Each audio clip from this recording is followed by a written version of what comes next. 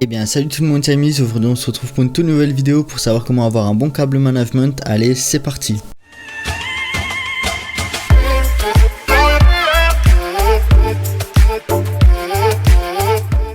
On y arrive enfin, le tuto pour faire un beau câble management. Donc personnellement je trouve que le câble management c'est vraiment l'étape primordiale pour avoir un beau setup. C'est pour ça que j'ai choisi de faire pour première vidéo de la série comment embellir son setup, la vidéo sur le câble management, parce que franchement je trouve que c'est vraiment dommage d'avoir un beau setup et un mauvais câble management. Arrêtons de parler et passons directement à comment faire un beau câble management. Comme vous l'avez vu, la première étape est de débarrasser tout son bureau de tout ce qu'il y a dessus sans exception. Personnellement j'en ai encore profité pour passer un petit coup dessus. La première astuce que je peux vous donner, et c'est vraiment la meilleure, c'est de mettre une multiprise à l'envers. Ça va vous permettre d'avoir tous les câbles aux alentours du bureau et aucun qui va descendre du bureau vers une prise. Personnellement j'ai encore modélisé et imprimé une pièce qui se clip sur mon bureau pour éviter que les câbles y tombent à l'arrière, mais vous trouverez des équivalents sur Amazon qui seront adaptés à votre bureau, que ce soit avec du scotch double face ou tout simplement à visser, etc. si vous avez un bureau en bois. Moi personnellement j'ai opté pour cette solution parce que c'est facile, simple, ça se clipse et c'est facilement enlevable, sans traces, etc.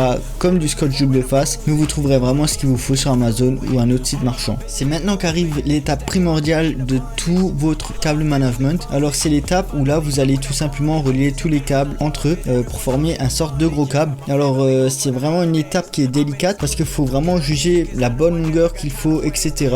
Avoir encore du jeu dans la souris, etc. Quelques petits conseils que je peux vous donner, c'est vraiment de mettre la souris et le clavier le plus loin possible par rapport à leur utilisation. Par exemple mettre le clavier dans un coin, la souris dans l'autre. La deuxième astuce c'est d'utiliser du scratch au lieu d'utiliser des raisons, etc. Tout simplement parce que le scratch ça s'enlève, ça se remet comme on veut, et si par exemple on change un périphérique ou même pour le câble management en lui-même, c'est beaucoup plus pratique. Une autre astuce que je peux vous donner, c'est de raccourcir vos câbles directement à la base du produit. Par exemple si vous avez des enceintes, le câble est trop long, évitez de refaire passer plusieurs fois dans la rigole derrière. Faites directement quelque chose à l'arrière de l'enceinte de sorte que ça se voit pas quand on est devant. Personnellement c'est ce que j'ai fait et ça évite d'avoir vraiment trop de câbles à l'arrière et que ça se voit encore même si on se voit en dessous. Et ensuite, dernière astuce, c'est de faire rejoindre tous les câbles même à l'arrière du PC pour vraiment éviter d'avoir quelque chose de vraiment pas très propre quand on regarde un petit peu derrière. Et voilà, une fois que vous aurez fait ça, vous aurez un câble management qui est vraiment top. En tout cas moi j'espère que cette vidéo vous aura plu. Je vous dis à très bientôt pour une prochaine vidéo. Allez, salut tout le monde, c'était Amis 3D.